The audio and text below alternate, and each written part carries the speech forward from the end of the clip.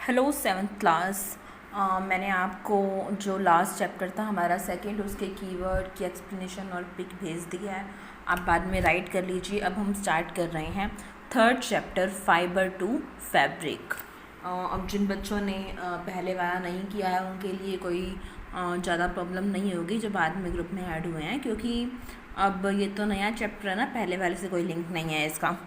देखो, फाइबर क्या होता है? एक तरह के रेशे, उनसे फैब्रिक यानी कि कपड़ा कैसे बनाया जाता है, इस बारे में हम पढ़ेंगे। वैसे हमारे सिलेबस में वही है जो फाइबर्स हमें नेचर से मिलते हैं, नेचुरल होते हैं। वैसे तो फाइबर्स दोनों हो सकते हैं, नेचुरल भी और आर्टिफिशियल भी, लेकिन सेवन्थ क्लास में आपको मेनली नेचुरल फाइबर्स के बारे में पढ़ना है। क्लास 8 में भी ऐसा ये एक चैप्टर है 3, उसमें आप क्या करोगे, सिंथेटिक फाइबर्स के बारे में पढ़ोगे। देखो, फाइबर क्या होता है? जो भी क्लोथ्स वगैरह हम देखते हैं वो किसी न किसी फाइबर के बने होते हैं। और जो क्लोथ्स कहाँ से आते हैं, अलग अलग सीज़न के लिए अलग क्लोथ क्यों होते हैं, वो डिफरेंस किसका होता है? फाइबर का होता है। जो रॉ मटेरियल्स होते हैं, मतलब जो कच्चे मटेरियल होते हैं उनको बनाने के लिए जिससे कपड़े बनते हैं, वो सब क्या होते हैं? अलग अलग होते हैं। अब देखो, जैसे वूलन क्लॉथ्स के लिए वूल से बनते हैं, मेट अलग होता है, उसका फैब्रिक ही ऐसा होता है, फाइबर ही वो ऐसा होता है कि हमें वार्म रखते हैं विंटर्स में। सबसे पहले है वूल। वूल कहाँ से मिलती है? मेनली शीप से, गोट से, याक से, दूसरे एनिमल से भी वूल बनाई जाती है, पर मेनली क्या है, शीप से ही मिलती है। वैसे आजकल सिंथेटिक वूल भी मिलने लगी है मार्केट में, जो मतलब आर्टिफिशियली बनाई जाती है। अब देखो, जो एनिमल्स होते हैं, शीप, याक, इनकी बॉडी के ऊपर बहुत थिक हेयर की एक कोट होता है, मतलब बहुत घने हेयर होते हैं इनके ऊपर। इनके बीच में क्या होती है? एयर, मतलब हवा ट्रैप हो जाती है। अब एयर क्या है? पुअर कंडक्टर है हीट की। एयर हो तो वहाँ पर जो है हीट उससे बाहर नहीं जाएगी ना। अब इसलिए जो वूलन क्लॉथ्स हैं हमें क्या करते हैं? गर्म रखते हैं। समझ रहे हो ना? एयर क्या है? पुअर कंडक्टर है हीट की। अगर हमने वूलन क्लॉथ्स पहने हैं तो हमारी बॉडी के अंदर जो हीट है वो बाहर नहीं जाएगी और हमें सर्दियों से क्या करती है? प्रोटेक्ट करके रखती है। वुड मेनली क्लोथिंग के लिए यूज़ होती है। हर एक फाइबर को पहले क्या करा जाता है? रफ स्केल से में तैयार किया जाता है। मतलब ये क्या करते हैं? वार्मथ प्रोवाइड करते हैं। क्या करने के लिए? क्लोथिंग और ब्लैंकेट्स के लिए। अब बहुत सारी ब्रीड्स का मतलब क्या होता है? नस्लें आजकल शीप्स की, भेड़ वगैरह की अवेलेबल है, जैसे कि लैम्ब वूल। लैम्ब क्या होता है? क्योंकि जो लैम्ब क्या होता है, जो भेड़ का बच्चा होता है ना, बेबी लैम्ब उसको बोलते हैं। तभी लैम्ब वूल का ही दूसरा नाम है बेबी वूल। ये क्या होती है? काफ़ी सॉफ्ट होती है। ऑब्वियसली बात है, जैसे किसी छोटे बच्चे की स्किन सॉफ्ट होती है, उसके हेयर सॉफ्ट होते हैं, वैसे ही ये केस एनिमल्स में भी होता है। लैम्ब के जो हेयर होते हैं सॉफ्ट होते हैं as compare to adult hair, क्योंकि उनके बेबीज़ हैं ना, तो उनकी बॉडी वगैरह क्या होगी? सॉफ्ट होगी, उनकी स्किन सॉफ्ट होती है। दूसरे मतलब कई बार क्या होता है, इन एक दूसरे मतलब एनिमल्स के हेयर को मिक्स करके भी वूल बनाई जाती है। कई बार इनको सिंथेटिक टच देकर ही बनाया जाता है। एक ये कॉन्सेप्ट है सेलेक्टिव ब्रीडिंग, इम्पॉर्टेंट है। देखो, मतलब समझने की कोशिश करो इसका। सेलेक्टिव, सेलेक्ट करना, समझते हो ना? सेलेक्ट करना क्या होता है? ब्रीडिंग मतलब जो नस्लें होती हैं, नई तरह की नस्लों को जन्म देना। एक ब्रीड का मतलब ये भी होता है जन्म देना। मतलब जब एक एनिमल से दूसरा एनिमल जन्म लेता है तो वो क्या होता है? ब्रीडिंग। सेलेक्टिव ब्रीडिंग मतलब इस तरह के ही एनिमल्स को रखा जाता है, पाला जाता है, जिनके हेयर क्या होते हैं? सॉफ्ट होते हैं। अब जो ये बिज़नेस करते हैं, जिनके पास गोट और शीप वगैरह के फार्म होते हैं, उन्होंने देख लिया कि इसकी जो पर्टिकुलर वैरायटी होती है शीप की, उसके हेयर क्या हैं? सॉफ्ट हैं, तो उनके जो बच्चे होंगे उनके हेयर भी क्या होंगे? सॉफ्ट होंगे। वो बार बार क्या करते हैं? सेलेक्ट करके इस तरह से ही ब्रीडिंग करते हैं। Animals that yield wool, yield मतलब प्रोड्यूस, वो एनिमल्स जो क्या करते हैं? वूल को प्रोड्यूस करते हैं। याक हो गया एक, ये पिक्चर साथ साथ दी हुई हैं। अंगोरा वूल क्या है? वो भी किससे मिलती है? अंगोरा गोट से, मतलब हिली रीजन जैसे कि जम्मू कश्मीर वगैरह में वो मिलती है। जो हेयर होते हैं कैमल्स की बॉडी पर उनको भी वूल की तरह यूज़ कर सकते हैं। मेनली ये साउथ अमेरिका में मिलती है और बहुत सारे ऐसी जगह हैं। Alpaca fleece is a very rich and silky considerable lustre. Fleece मतलब जो ये हेयर वगैरह होते हैं ना, इनको उतारते हैं, इन्हीं को क्या बोलते हैं, फ्लीस। ये डिफरेंट तरह की वैरायटीज़ दी हुई हैं। सारे एनिमल्स के नेम आपको याद रखने की ज़रूरत नहीं है। मतलब याक, शीप, गोट, इतना याद रखना, ज़्यादा से ज़्यादा एक ये अंगोरा गोट ये कर लेना। अलग अलग ब्रीड्स के नेम आपको याद रखने की जरूरत नहीं है, बहुत साइंटिफिक है, कॉम्प्लिकेटेड हो जाएगा आपके लिए। देखिए फाइबर से वूल कैसे बनाई जाती है। सबसे पहले तो रियरिंग एंड ब्रीडिंग। रियरिंग मतलब पालना, ब्रीडिंग मतलब जब एनिमल्स दूसरे एनिमल्स को जन्म देते हैं। इस काम के लिए हमें उनको कुछ फैसिलिटीज़ देनी पड़ती है ना। अगर उनको प्रॉपर अमाउंट में फूड मिलेगा, रहने के लिए जगह मिलेगी, शेल्टर वगैरह मिलेगा, तभी वो हेल्दी होंगे, और हेल्दी होंगे तो ही रिप्रोड्यूस कर पाएंगे ना। अपार्ट फ्रॉम ग्रेजिंग शीप, जो रेयरर्स हैं मतलब उनको क्या करते हैं, ग्रेजिंग का मतलब चराई करना। जैसे आपने देखा होगा या एटलीस्ट मूवीज़ वगैरह में देखा होगा कि जो लोग होते हैं अपनी गोट्स को, शीप को चरने के लिए पहाड़ियों वगैरह पर ले जाते हैं। लेकिन अगर उनसे उनको वूल चाहिए तो ग्रेजिंग पर सिर्फ वो डिपेंड नहीं कर सकते, उसके लिए उनको एक्स्ट्रा अमाउंट में चने, पल्सेस, ये सब भी क्या है, प्रोवाइड करनी पड़ती हैं। कुछ ब्रीड्स हैं शीप की, उनके पास थिक कोट होता है, उनके पास उनकी बॉडी पर हेयर होते हैं which yield good quality wool in large quantities. These sheep are called selectively bred. इनको क्या बोलते हैं कि उनकी सेलेक्टिवली ब्रीडिंग हुई है। नेक्स्ट देखिए, वंस द रियर्ड शीप, मतलब जब वो फिर से थिक हेयर डेवलप कर लेती हैं, हेयर को शेव किया जाता है, मतलब हटाया जाता है वूल ऑब्टेन करने के लिए। स्टेप 1 क्या है, शीयरिंग। शीयरिंग एक ऐसी प्रोसेस है जिसमें उसकी बॉडी से, ये आप देख रहे हो, कुछ बच्चों को थोड़ा सा डिस्टर्बिंग लग सकती हैं ये पिक्चर्स, लेकिन वूल को ऐसे ही ऑब्टेन किया जाता है।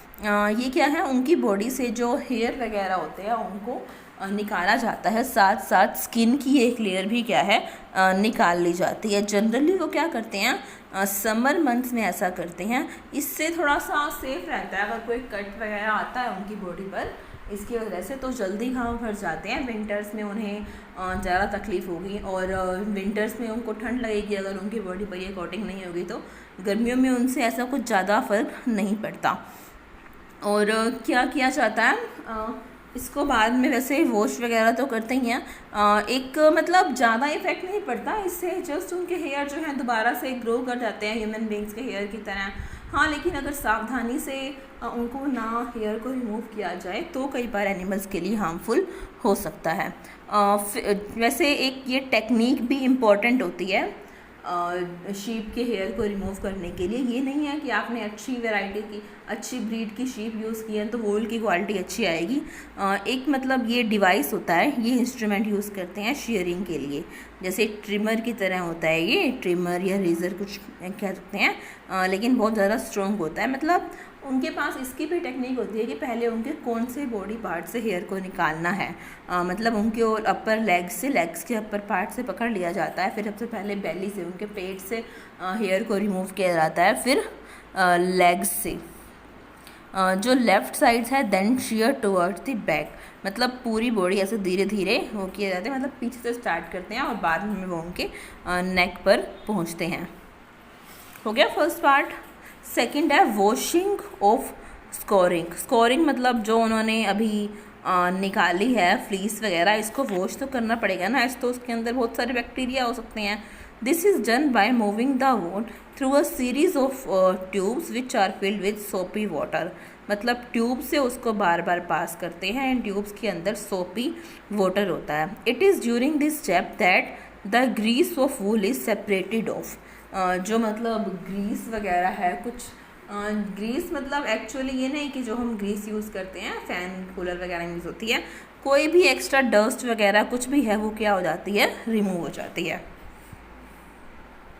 The wool is then pass through a series of rollers and dryers. फिर उसको बार बार रोलर से, ड्रायर से पास किया जाता है ताकि वो क्या हो जाए, सूख जाए। उसके बाद है ब्लेंडिंग एंड सॉर्टिंग। ब्लेंडिंग मतलब एक दूसरे के साथ मिक्स करना और छांटना। जो डिफरेंट बैचेस से वूल मिलती है उनको मिक्स किया जाता है एक साथ। डिफरेंट बैचेस से मतलब अलग अलग जो शीप से वूल मिलती है उनको क्या किया जाता है, मिक्स किया जाता है। फिर उससे क्या है, स्टैंडर्ड स्टेपल मतलब लेंथ डायमीटर जो भी हमें वूल के लिए चाहिए वो यूज़ किया जाता है। हेयर स्किन को एक फैक्ट्री में भेज देते हैं जहाँ पर डिफरेंट टेक्सचर के जो हेयर हैं वो सेपरेट करते हैं। जो स्मॉल या फ्लफ़ी फाइबर्स हैं उनको निकाल लिया जाता है। कई बार ये क्या है, हमारी स्वेटर्स के ऊपर देखते हो ना, कई बार रूहे से होते हैं, ये छोटे छोटे फाइबर्स होते हैं जो क्या है, मिक्स हो जाते हैं। इनके साथ क्या कर लिया जाता है, मतलब कई बार ऊन से अलग करते हुए ये रह जाते हैं उनके पास। स्पेशली जो स्वेटर्स हम घर पर बनाते हैं उनके अंदर ऐसे रोए से दिखाई देते हैं, क्योंकि रेडीमेड में तो पहले से इसको क्लीन कर देते हैं ना। कार्डिंग, कार्डिंग का मतलब क्या है, जो वूल एक बार क्लीन हो चुकी है उसको बहुत सारे रोलर्स से पास करते हैं, इससे फाइबर्स क्या हो जाते हैं, स्ट्रेट हो जाते हैं, और जो अनवांटेड मैटर है उसको रिमूव कर देते हैं। रोलर्स मतलब इनका जो साइज स्पीड वगैरह ये सब क्या होता है, अलग अलग होता है। नेक्स्ट है स्पिनिंग।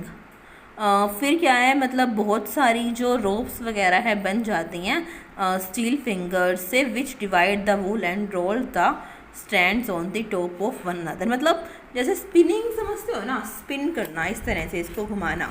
जब इसको बार बार एक दूसरे के अराउंड घुमाते हैं तो गोले से बन जाते हैं। जो कोस्टर फाइबर्स उनको मतलब रोप रस्सियों जैसे स्ट्रक्चर में पिरो रहते हैं, इस प्रोसेस को बोलते हैं रोविंग। मतलब इनसे ही धागे बनाए जाते हैं। अगर कई बार आपने वूल का एक धागा देखा हो तो उसके अंदर फाइबर से होते हैं, अगर उसको आप तोड़ो, जैसे रील का होगा ना धागा, जो मतलब नॉर्मली कॉटन वगैरह का होता है वो स्ट्रेट होता है, लेकिन वूल एक फाइबर्स का मिक्सचर होती है, वो कभी भी शार्प नहीं टूटता। उसका एंड पॉइंट जो होता है, टिप होता है, बहुत शार्प नहीं होता, उसको फाइंड आउट करना बहुत मुश्किल होता है। फिर क्या होता है, डाइंग। डाइंग का मतलब क्या है, डाई करना मतलब अलग अलग कलर्स में कन्वर्ट करना। अब जो रंग बिरंगी हमें देखने को मिलती हैं वूल वगैरह, वो क्या होती हैं, ऐसे कि ऐसे तो शीप से ऑब्टेन नहीं होती ना। क्या करना पड़ता है, इनको हमें अलग अलग कलर्स में डाई करना पड़ता है, अलग अलग कलर्स हमें इनके बनाने पड़ते हैं। उसके बाद है वीविंग।